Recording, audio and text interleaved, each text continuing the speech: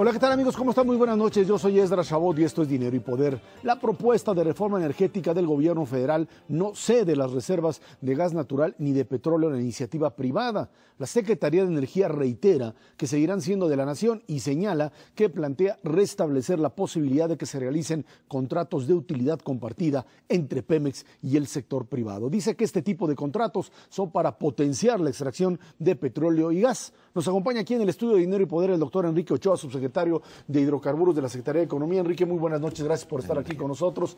Mauricio González Macarios, que tiene buenas noches. Buenas noches. Enrique, ¿por qué se fue el gobierno federal con la propuesta de utilidad compartida y por qué no asumir directamente el otro modelo que dicen que es más agresivo, más privatizador de concesiones? Esdra, muchas gracias. Buenas noches. Buenas noches.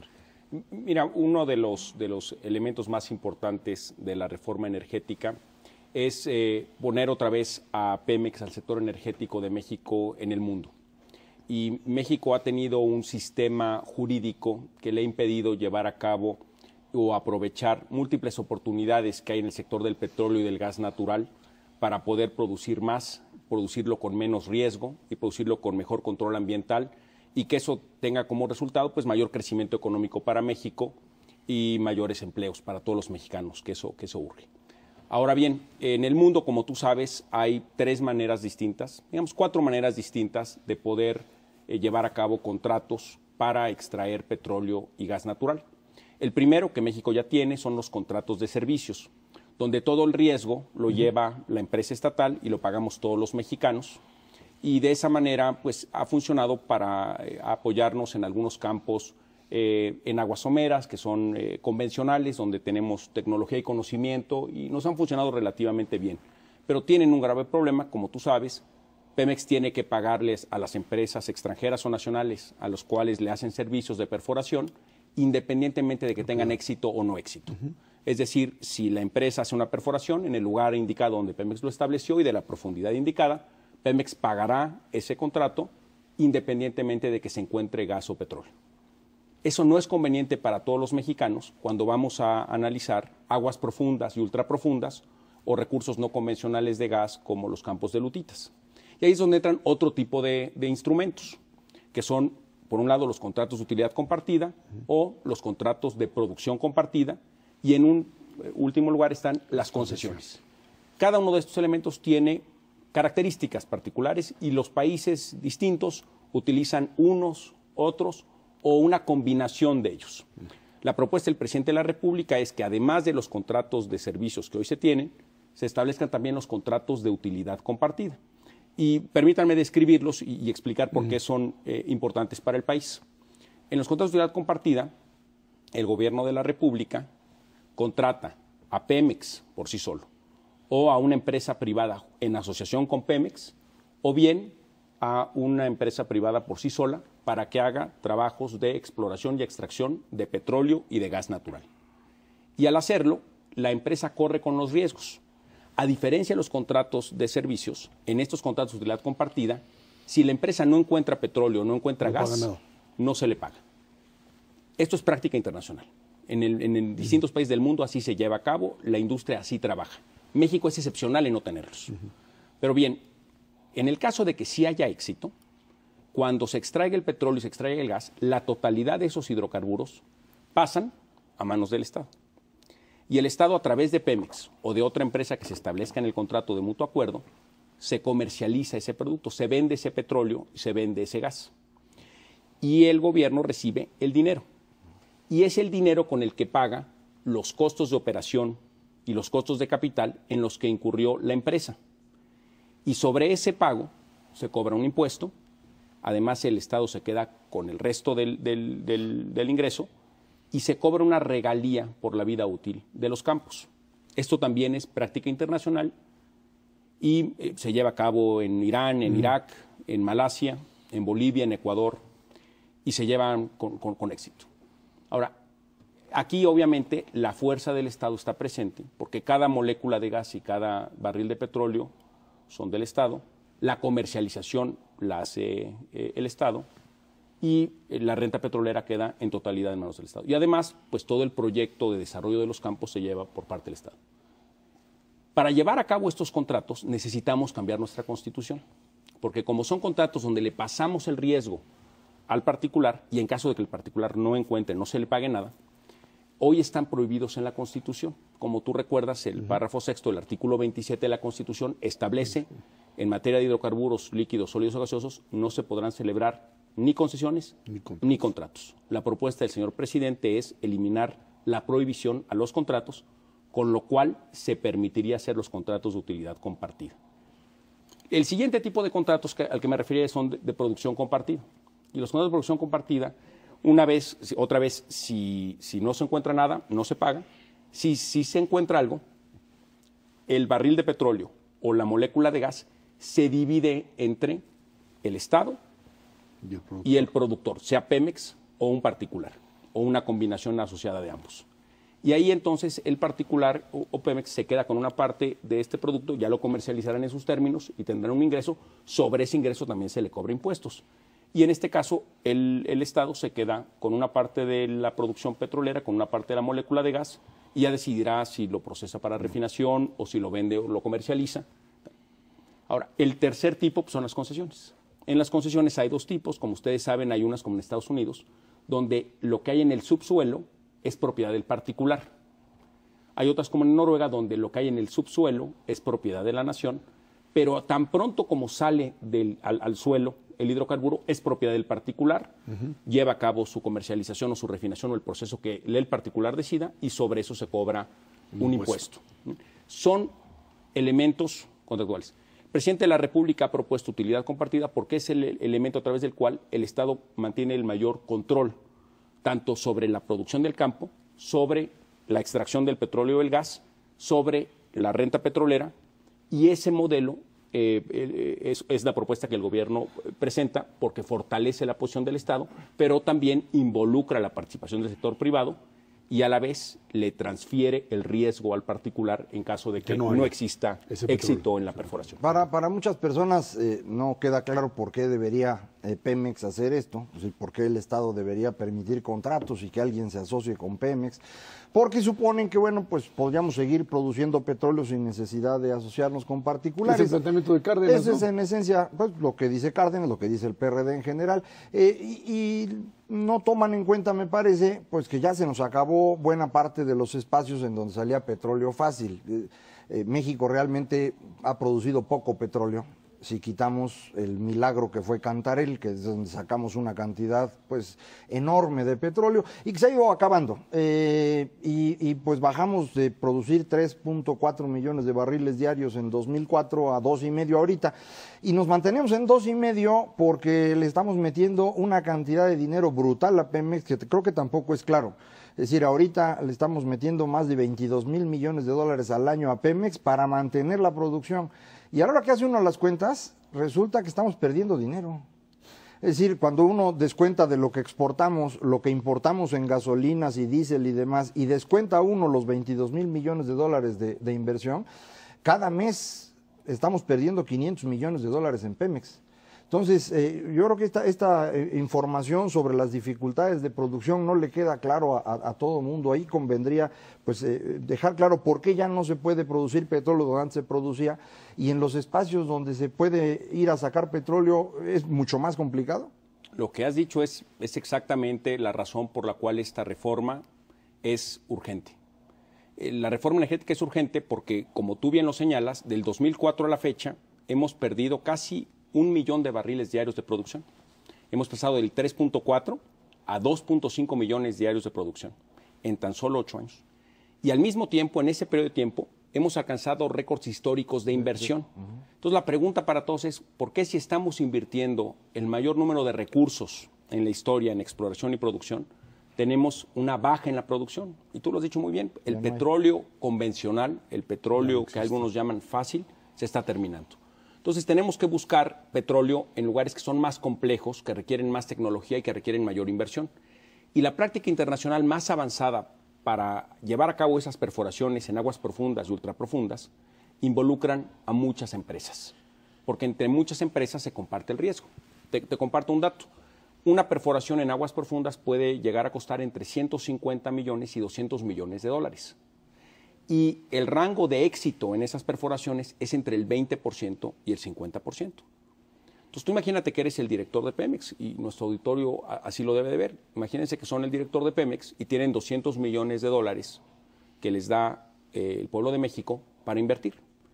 Y ustedes han decidido invertirlo en aguas profundas y ultraprofundas porque ahí está el petróleo del futuro. ¿Llevarían ustedes 200 millones de dólares de inversión a un lugar donde solo hay 20% de probabilidad de éxito? Obviamente no. ¿Tú solo? Pues no, por esas razones muchas empresas se asocian, comparten tecnología, comparten capital, comparten conocimiento y sobre todo comparten el conocimiento en términos ambientales, que esto es clave, para ir juntos compartiendo el riesgo. Y obviamente si hay fracaso, pues el riesgo se compartió y se perdió esa inversión.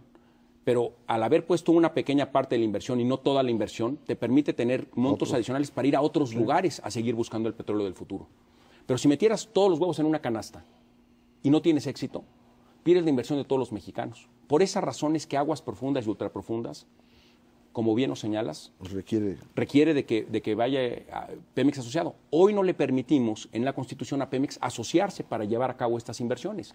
Y la propuesta del presidente Enrique Peña es que cambiemos la Constitución para precisamente permitirle a Pemex ir asociado y compartir ese riesgo. Oye, Enrique, hay una palabra que ha causado mucha controversia siempre con el sector energético y sus reformas, que es la privatización. Y se dice que la mitad de los mexicanos está a favor y la mitad en contra, según algunas encuestas de opinión pública. Pero yo creo que aquí, para lo que se presta esto, también es para mucha manipulación del concepto. Yo he escuchado, y quisiera ver si nos puedes aclarar, que, por ejemplo, en estos contratos de utilidad compartida, si hubiera empresas extranjeras que llegaran a México a correr este riesgo que mencionas, las reservas del manto donde están operando, ellos las podrían anotar como parte de sus activos en sus balances y que eso automáticamente las convierte en dueños de ese petróleo. ¿Es eso correcto o es una manipulación? Es una manipulación. Las reservas de petróleo seguirán siendo 100% propiedad de los mexicanos. Cada molécula de gas, cada barril de petróleo seguirá siendo de los mexicanos. Lo que se está privatizando es el riesgo. Se está llevando al sector privado el riesgo que llevan estas inversiones. Y esto es muy importante para la salud pública de Pemex y para la salud de las finanzas públicas de todo el país. Imagínate cuál puede ser la alternativa en caso de que no hay reforma, como lo proponen algunos. Pues sería entonces que Pemex corriera todos los riesgos de perforación en aguas profundas. Y como platicábamos antes con Macario, esto lo que resultaría es que Pemex tuviera que poner todos los huevos en una canasta. ¿Y sabes cuál fue el camino que seguimos en alguna vez cuando así decidimos hacerlo todo? Fue el de la deuda. En lugar de compartir el riesgo con el particular, lo que se hizo fue que Pemex se sobreendeudó. Esto fue en los 80s, como tú bien sabes. Y cuando vino el cambio en los precios internacionales del petróleo, con esa deuda que habíamos contraído en Pemex para crecer la producción, perdimos una década de crecimiento y una década de empleos para todos los mexicanos. Ese camino, el camino de no compartir los riesgos, el camino de apostarle a la deuda para ir a aguas profundas solas, ese camino ya se recorrió en algún momento y tuvo resultados terribles para México. ¿Qué es lo que sí se está proponiendo? Se está proponiendo que las reservas sigan siendo propiedad de la nación, que Pemex siga siendo 100% mexicano y 100% una empresa pública, y que las reservas sean propiedad de todos. Ahora, ¿qué pasa con un contrato de utilidad compartida? Una vez que el gobierno de la República establece un contrato de utilidad compartida con Pemex o con un particular o con una asociación de ambos, ese contrato de utilidad compartida representa un interés económico que se debe de reportar en los estados financieros de las empresas que participan, Pemex incluida. Y eso permite que cualquier persona conozca con transparencia cuál es el contrato de utilidad compartida, qué magnitud tiene y qué beneficios da. Este es un elemento de transparencia, es un elemento positivo.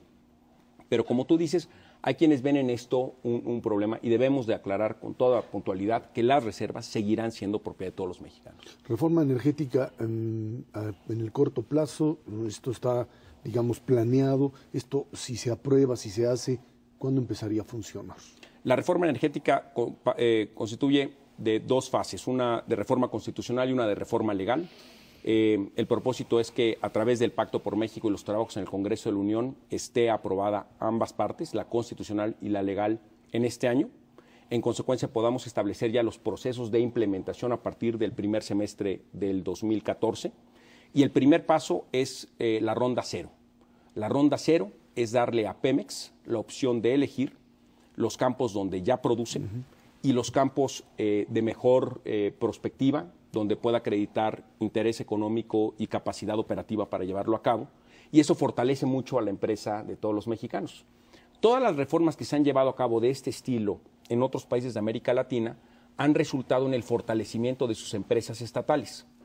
Ecopetrol salió muy fortalecida de la reforma colombiana, tanto como Petrobras se vio muy fortalecida con la reforma brasileña. El objetivo de esta reforma es que Pemex sea más fuerte, que Pemex pueda tener mejores instrumentos financieros, técnicos y ambientales para extraer más petróleo y más gas para beneficio de todos los mexicanos. Enrique Ochoa, subsecretario de Hidrocarburos de la Secretaría de Energía, muchísimas gracias. Muchas gracias. Gracias, dámonos una pausa, esto es Dinero y Poder.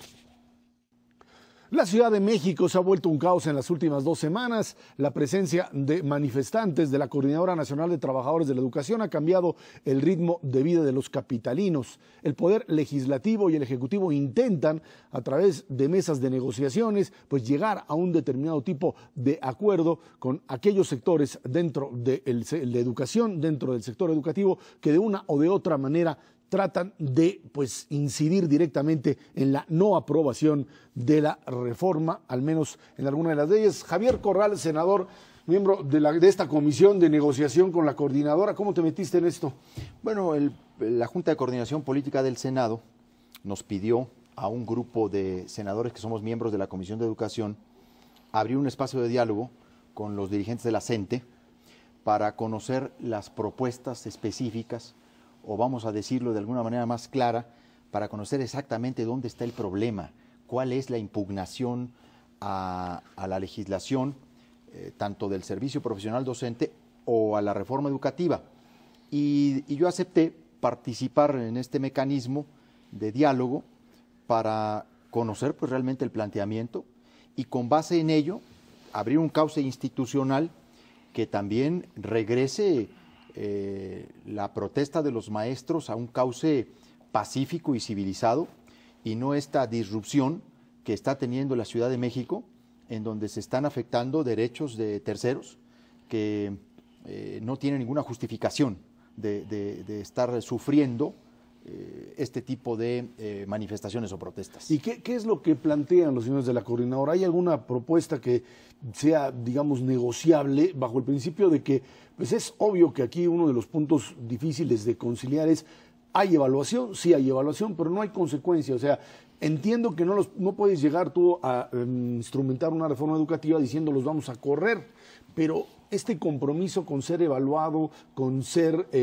capacitado, con tener la certeza de que tienen la capacidad de estar frente a un aula, es algo que no es claro para este sector del magisterio. Yo creo que hay una resistencia en el sector más duro de este movimiento magisterial al concepto en general de evaluación, ya no digamos en términos de las consecuencias que para la promoción, para el reconocimiento o la permanencia deban tener. Realmente hay un planteamiento muy general. Con toda claridad en mi intervención yo he señalado que para mí la reforma constitucional en materia educativa es irreversible. Coloca a la legislación mexicana y a nuestro orden constitucional apenas en términos de la modernidad que en otros países del mundo democrático se han propuesto en términos de la finalidad de la educación para la calidad y el logro académico, y como instrumento fundamental el de la evaluación. No han sido específicos todavía en impugnaciones a la legislación, que eso es lo que estamos demandando, saber exactamente, y yo se los decía, y les puse un ejemplo, incluso, puse el ejemplo de la ley de víctimas, porque dicen es que queremos que se regrese el Congreso, que modifique, que rectifique la legislación, tanto en materia de INE como en las reformas a la Ley General de Educación. Del Instituto Nacional. Ya no se ha manejado lo que al principio era marcha atrás a la reforma al tercero, ¿no?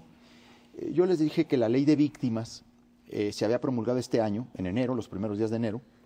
Luego el Senado de la República hizo una modificación mayor a esa ley promulgada en enero, en marzo.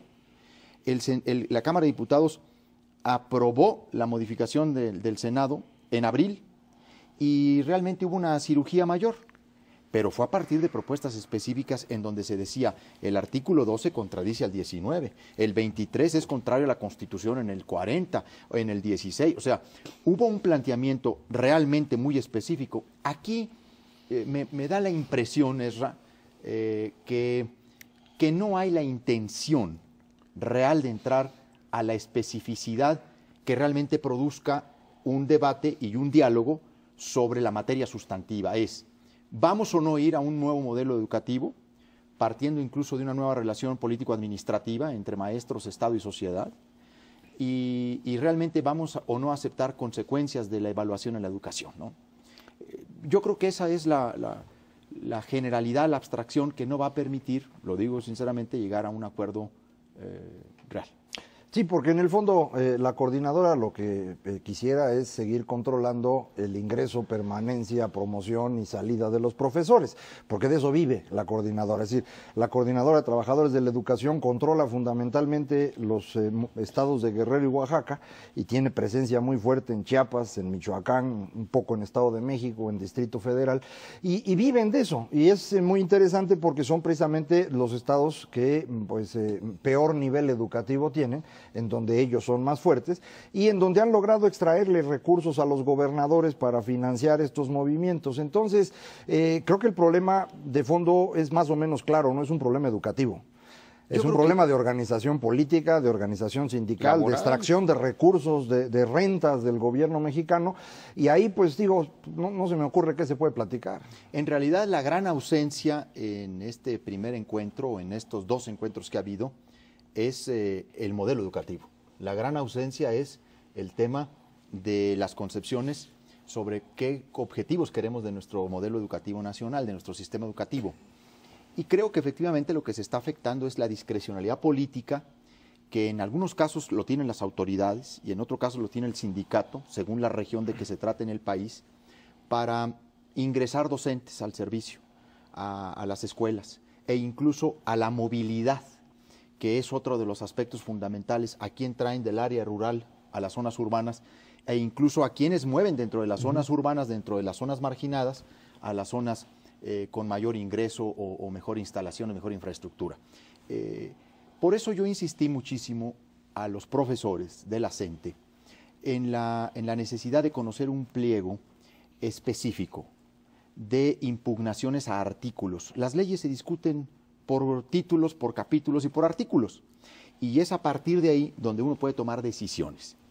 Yo sí creo que hay que hacerle mejorías a la minuta que se encuentra en Cámara de Diputados, al proyecto de dictamen, en materia de servicio profesional docente, pero no para mermar o restar efectos o consecuencias al proceso de evaluación, sino por el contrario, para asegurarnos todavía más que vamos a eliminar los criterios discrecionales con los que política, partidaria e incluso electoralmente se han definido el ingreso de normalistas a las escuelas. Javier, se decía que no había consenso entre los tres partidos políticos firmantes del pacto con respecto a esta ley del servicio profesional. ¿Cuál era la falta de consenso? Efectivamente, el PRD, desde que se emergieron los proyectos, se opuso a la ley del servicio profesional docente. La primera objeción es que esta debía ser un capítulo de la Ley General de Educación y no una ley propia. Sin embargo, la reforma constitucional, tanto en el 73 constitucional como en los transitorios, obligó a una legislación especial para crear el servicio profesional docente y por lo tanto un marco normativo propio. Y efectivamente hay dentro del PRD pues dos visiones. La que representan los profes propiamente vinculados a la Coordinadora Nacional de Trabajadores de la Educación y la de los profesores o la corriente de izquierda que sí apuesta un poco más por el tema de la calidad de la educación y métodos de evaluación científica, etc. Entonces, en esa tensión interna quedó atrapada esta tercera legislación, esta tercera ley. Y efectivamente ellos nunca dijeron que iban a ir a la aprobación de esta legislación. nosotros planteamos la posibilidad de un debate, aunque fuéramos solos PAN y PRI en esta ley. Lo ideal sería, y seguiremos buscando, que el PRD pudiera converger, que pudiera concurrir, como lo hizo incluso en la Ley General de Educación una senadora del PRD, Angélica de la Peña, ¿no? Que fue la única de esa bancada que votó a favor. Porque hay varios PRDistas que también coinciden con esto. Yo sí creo que hay que mejorar la ley del servicio profesional docente. Me parece que es muy importante crear un solo sistema de evaluación para el concurso de nuevas plazas y no crear 32 concursos estatales que queden... ¿Otra vez en manos del gobernador? Claro, porque en lugar de una carrera magisterial va a haber 32, ¿no? Yo creo que esa es una de las correcciones que hay que hacer, incluso derivar un segundo concurso ya entre los aspirantes que han sido admitidos dentro del programa de inducción, con los que están con plaza docente definida en algún estado para una nueva posición, para una nueva escuela. Yo creo que esas son de las cosas que hay que revisar. Me parece realmente muy importante que esta ley contemple como capítulo los padrones. El padrón de alumnos y maestros no puede andar saltando en transitorios entre la reforma constitucional y las leyes secundarias. La ley secundaria tiene que establecer la obligatoriedad en un capítulo de un padrón de docentes y de alumnos, porque de otra manera, ¿cómo vamos a poder determinar y certificar y evaluar la pertinencia de los nuevos concursos? Si no tenemos una base de datos real de cuántos maestros tenemos en el país, cuántos alumnos, cuántas escuelas tenemos en el país, ¿no?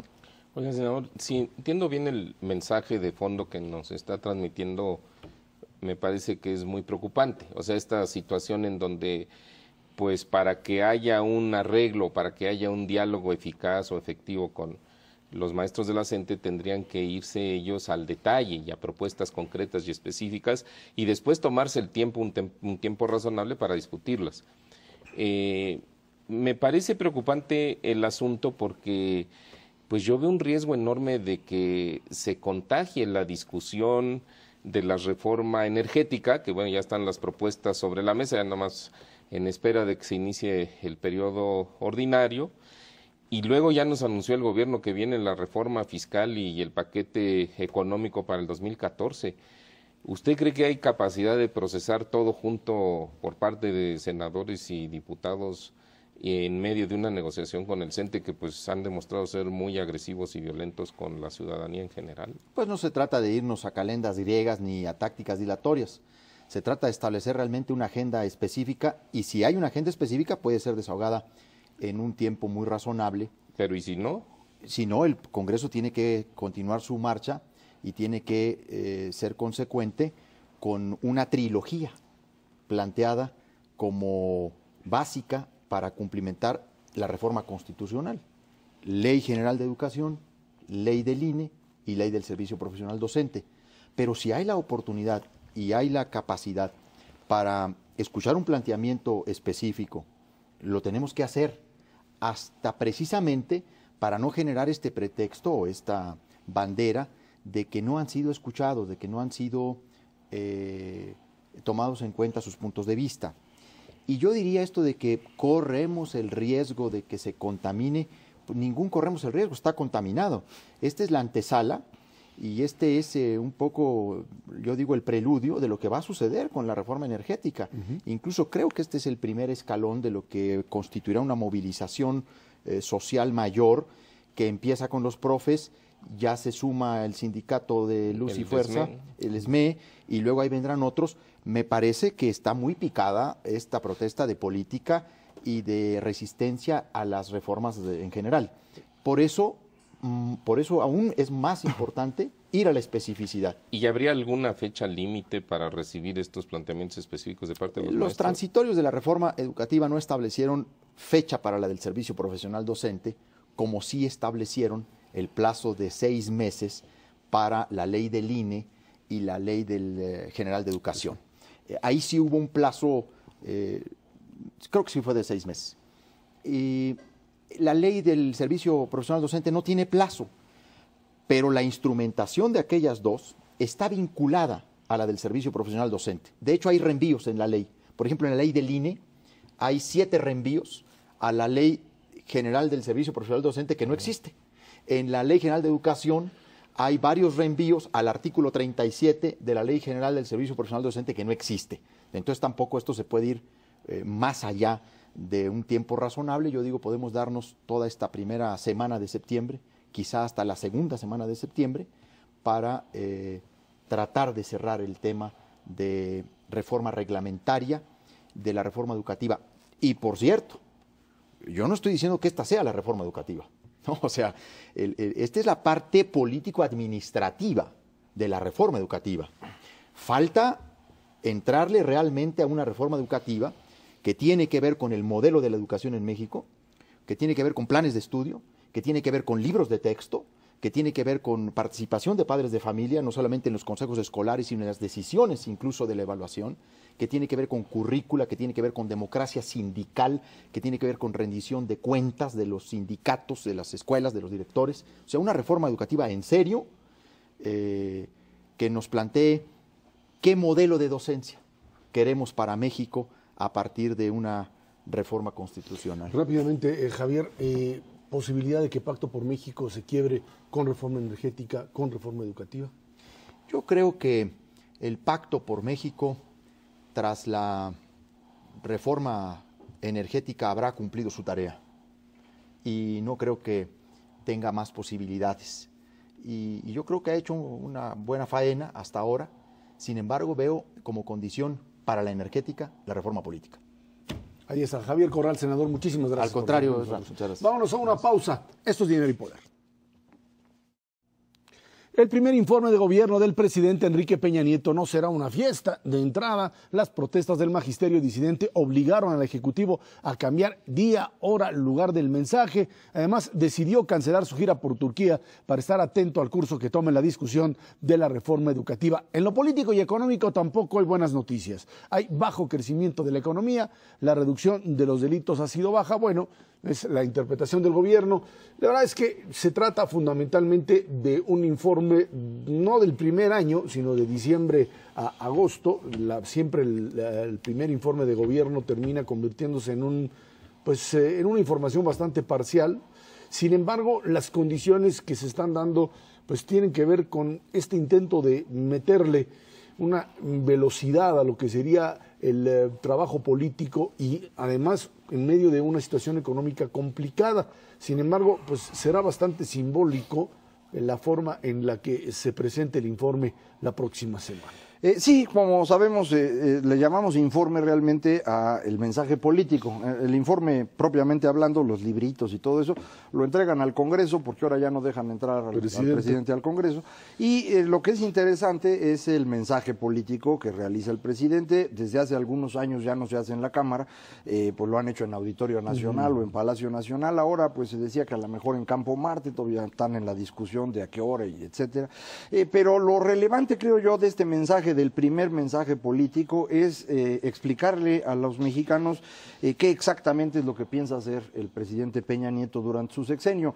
Y en ese sentido creo que lo hace en un entorno muy interesante, porque alrededor del Pacto por México se ha arrancado un proceso de transformación de México muy significativo, un proceso que no ha terminado, ni siquiera puede uno decir que estemos muy avanzados en él, pero sí es una dinámica muy distinta de la que teníamos en los años previos. Entonces, creo que es importante esto, y creo que es importante también que el presidente aproveche ese mensaje para decirnos qué es lo que va a hacer frente a los grupos que se están defendiendo de las reformas, porque cada reforma obligadamente tiene un grupo que va a resultar dañado, porque hasta ahorita están viviendo de nosotros y van a dejar de vivir de nosotros, ya sean petroleros, o sean proveedores, o sean maestros, o quien sea, van a perder, y se están defendiendo. Y entonces, frente a ellos, el presidente pues debe tomar algunas decisiones. Sería bueno que nos diga más o menos por dónde las ve, ¿no? Tan es así, Mauricio, que frente a las acciones de la propia coordinadora, el presidente de la República ha salido en distintos eventos, uno y otro día, diciendo: esta reforma va, la ley de evaluación docente va, finalmente lo que tiene que ser este mecanismo para saber si los maestros tienen capacidad o no de estar frente a un salón de clase. Y lo cierto es que en esta dinámica viene pues lo que podríamos llamar este proyecto a futuro cercano: reforma energética, reforma hacendaria. Y reforma de seguridad social. Y reforma de seguridad social. Sí, Ezra, yo creo que el informe en esta ocasión, mira, en años anteriores, pues, si bien ya no son el día en el que se rendía pleitesía al presidente, como en las épocas en donde el PRI tenía pues realmente el control absoluto del Congreso y demás, de todas maneras, a los informes básicamente el mensaje político constituía en una especie de listado, ¿no?, de los logros que se habían generado durante el periodo que se reportaba. A mí me parece que en esta ocasión el mensaje sí es muy importante, coincido ahí con Macario. Quizá no para que nos trace una estrategia específica de cómo va a lidiar con los opositores a las reformas, pero en esta ocasión me parece que hay avances, sin duda. El Pacto por México, lo mencionaba Macario, es quizás el principal porque ha permitido un diálogo político eficaz con las fuerzas opositoras, pero de repente han salido cosas que no han funcionado como el gobierno pensaba que iban a funcionar. La desaceleración económica. 1.8% la estimación de crecimiento del PIB de la propia Secretaría de Hacienda. En una primera explicación, el secretario de Hacienda mencionó que esto pues obedecía a causas externas. La verdad de las cosas es que no es del todo cierto. Hay problemas internos. El sector construcción está muy deteriorado. El gobierno no está ejecutando los programas o los proyectos de obra pública.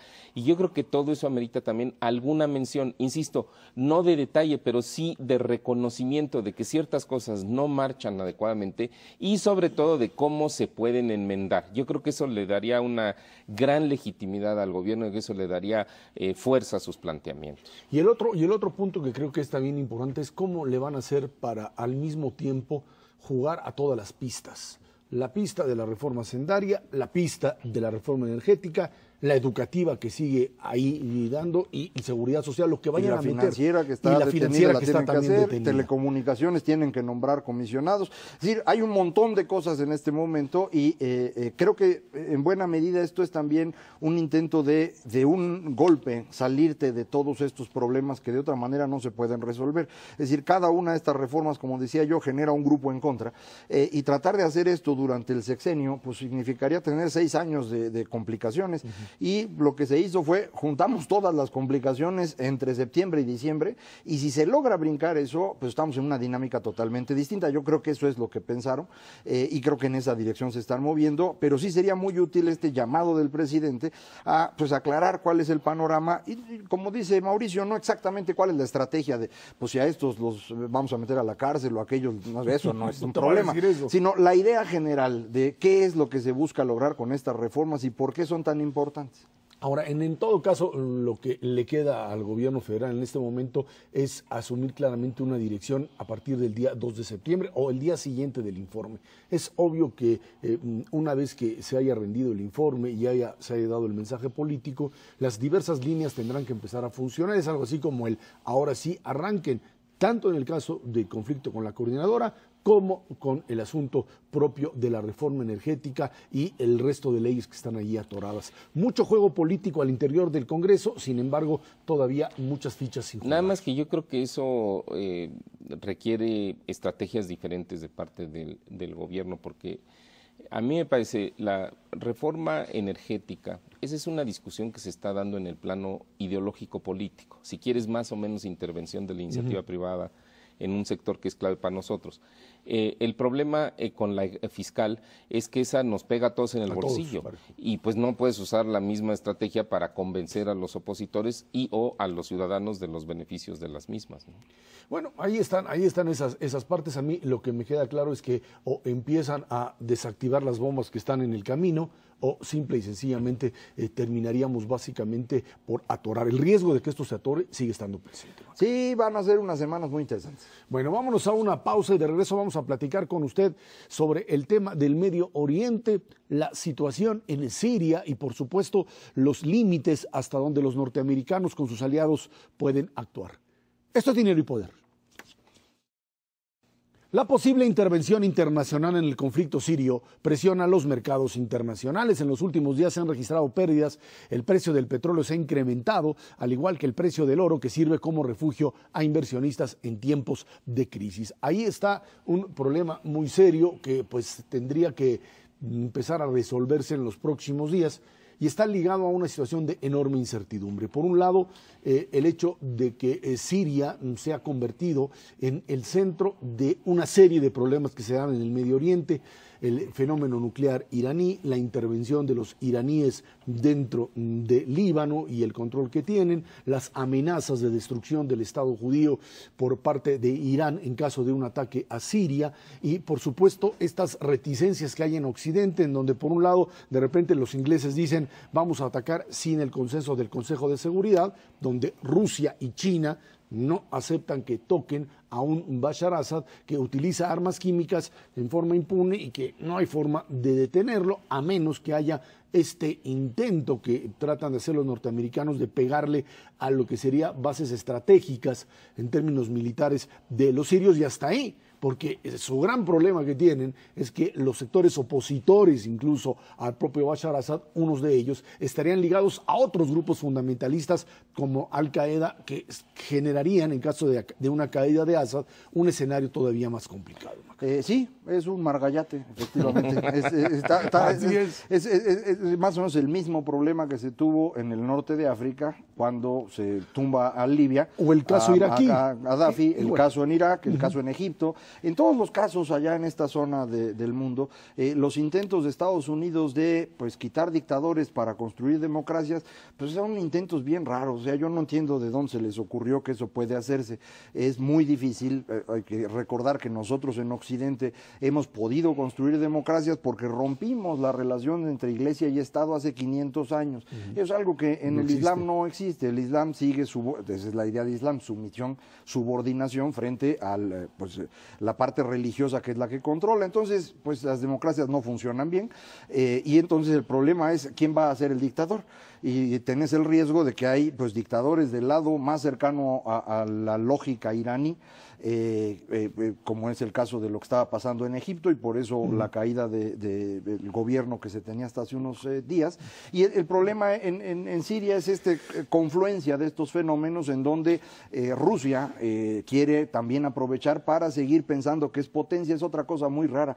Rusia sigue pensando que es una potencia, aunque eso no tenga mucho sentido, pero pues se meten en estos conflictos en donde la situación se agrava por este problema que tenía Rusia con Estados Unidos por el espía Snowden. Que creo que no ayuda en nada como están las cosas. Ahora, Mauricio, pero nada más, en ese sentido, una conflagración como tal podría, dicen algunos, meter otra vez a la economía mundial en un sistema, en un modelo recesivo. Bueno, un problemón, man.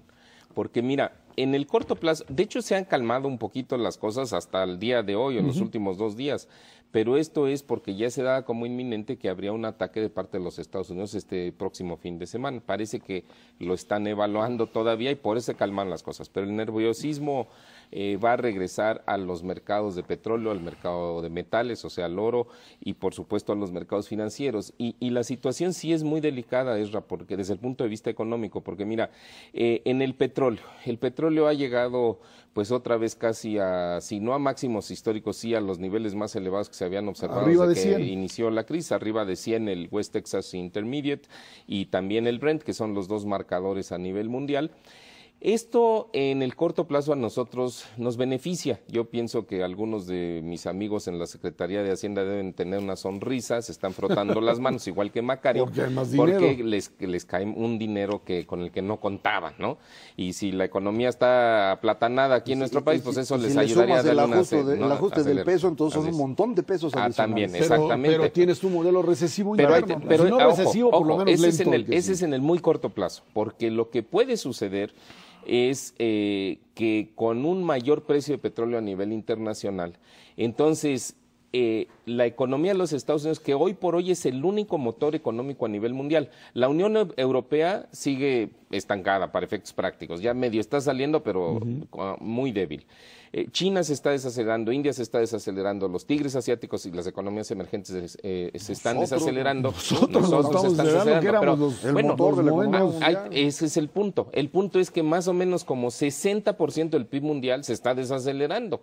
Entonces, lo único que lo está medio levantando es Estados Unidos, que además no solamente no se está desacelerando, sino que se está fortaleciendo económicamente. Hoy mismo se publica una revisión del PIB de los Estados Unidos para arriba, al revés de la que hicimos aquí, para abajo. Trimestre, ¿no? En el segundo trimestre.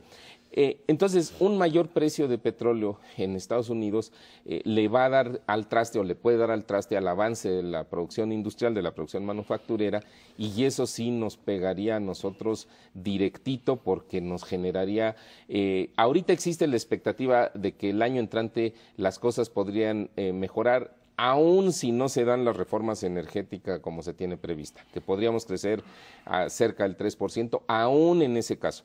Pero con un incremento del precio internacional del petróleo, esa expectativa se va para abajo. Ahora, esta intervención occidental en Siria está ligada no tanto al conflicto o a la masacre que ha generado el dictador Bashar al-Assad ahí, sino en la utilización o por la utilización de armamento químico. Así es. El propio gobierno sirio culpa a los rebeldes que difícilmente tienen capacidad de infraestructura para lanzar, no porque no la lanzaran por cuestiones éticas, porque no tienen la capacidad para hacerlo. En cambio, sí hay incluso una unidad del propio ejército sirio dedicada a eso, a lanzar armamento químico. Ahí está, los asesores de la ONU o los expertos de la ONU entran ahí a ver qué es lo que sucede en algo que, bueno, por supuesto ya borraron parte de las pruebas, pero aquí es un callejón sin salida, porque con la utilización de armamento químico no hay la posibilidad de que no haya respuesta, porque sentaría el precedente de que se puede utilizar armamento químico, gas sarín, para matar poblaciones completas, como ya lo hizo no solamente en varias ocasiones este gobernante sirio, sino su padre en 1982, cuando arrasó a la ciudad de Hama, porque simple y sencillamente estaba ligada o estaba bastante, digamos, llena de militantes fundamentalistas. Como bien dices, el problema de fondo es este: no puedes tú permitir esto, porque entonces va creciendo y otros personajes van a hacer lo mismo, entonces pues van a tener que actuar. No habría ninguna razón lógica para que esto tuviera un efecto de mediano o largo plazo, como decía Mauricio, que pudiera ser muy negativo. Es decir, el incremento en el precio del petróleo o el incremento en el oro es por incertidumbre, no porque el ataque a Siria vaya a dañar la producción petrolera mundial. Porque además no se habla de un ataque con infantería, ¿no? O con entrada de tropas, sino con misiles teledirigidos desde el Mediterráneo. Que además es la guerra más moderna que está haciendo Estados Unidos de hace algunos meses. Entonces, no debería tener un impacto de más largo plazo. Yo lo que creo que puede generar incertidumbre y entonces sí tener este efecto de largo plazo es el conflicto entre Rusia y Estados Unidos, que va creciendo, en donde en algún momento Rusia tiene que entender que no es la Unión Soviética y que no es una potencia, y entonces yo creo que tenemos que empezar ya a pensar cómo vamos a tener el arreglo mundial del siglo XXI. Es decir, ya no podemos seguir arrastrando este Consejo de Seguridad de la ONU, en donde los países ya no representan nada. Es decir, ni Inglaterra ni Francia son lo que fueron después de la Segunda Guerra Mundial, ni Rusia es la Unión Soviética. Entonces yo creo que sí vamos a tener que ir pensando en esto, China, ¿no? Y Estados Unidos. Exactamente, como potencias. Pero fíjate que yo no soy especialista en temas de Medio Oriente y mucho menos en temas bélicos, pero lo que he estado leyendo de algunos analistas sobre el tema me parece interesante. En el sentido del tipo de ataque que pudieran realizar los Estados Unidos. Primero hay que recordar que Estados Unidos se metió a la guerra con Irak sin tener la evidencia suficiente, con las supuestas armas de destrucción masiva que luego resultó que no existieron, pero ya los americanos se metieron ahí y les costó un dinero. Bueno, el incremento de su deuda pública y todos sus problemas fiscales se derivan de la guerra de Irak, fundamentalmente. Entonces yo creo que el presidente Obama pues lo está pensando dos veces. Y los especialistas de política internacional estadounidenses, algunos de ellos por lo menos, lo que te dicen es un ataque limitado con misiles podría ser lo peor que puede hacer Estados Unidos, porque no va a derrocar al señor Assad, Que no O tiene sea, interés no tiene la tampoco ya de fuerza. hacerlo porque Bueno, su sustituto tienes razón. no es mejor, dirían Así es, algunos. porque no tiene interés en que eso suceda, ¿no? Porque luego lo van a acusar de que quita y pone gobiernos. Segundo, porque aunque quisiera, a lo mejor no lo va a lograr porque no tiene la fuerza, los misiles suficientes, a menos de que quisieras borrar a las poblaciones enteras, cosa que tampoco van a hacer. Y entonces lo único que van a hacer es precisamente agrandar la conflagración, no solamente con Siria, sino con China y con Irán y con Rusia, y quizás un poco también de manera colateral con China. Entonces yo creo que eso ya ha permeado en la administración estadounidense y un poco por eso dicen, ¿sabes qué? Mejor vamos a pensarlo 2 veces. No es tanto porque no tengan la evidencia, que la evidencia en este caso sí existe, pues ahí están las fotos y ahí hay, digamos, son miles de muertos. Que eso existe. Pero hay además el problema de que los aliados estadounidenses de la zona sí quieren que entre. Y entonces también hay presión desde el lado. Claro, Sí, quieren la que entre, familia porque- Saud le está exigiendo y le está exigiendo también Turquía que qué va a pasar. Entonces no es una cosa trivial y otra vez No, hay no que es acordarse, trivial. Estados Unidos ya no necesita el petróleo de Medio Oriente. lo Entonces, necesitaba antes. entonces vamos a ver, No, pero cambia lo que mucho no la quiere es que se perspectiva, suba ¿no? el precio del petróleo internacional porque le da el traste a la economía de Estados Unidos. Mauricio González Majarios, que tiene muchísimas gracias. Gracias a usted que nos ve y nos escucha aquí todos los jueves a las 10 de la noche en 11 TV México, Dinero y Poder. Recuerde, estamos en la radio Noticias MBS en el 102.5 del FM de lunes a viernes de 5 a 7 de la noche. Por nuestra parte, muchas gracias y muy buenas noches.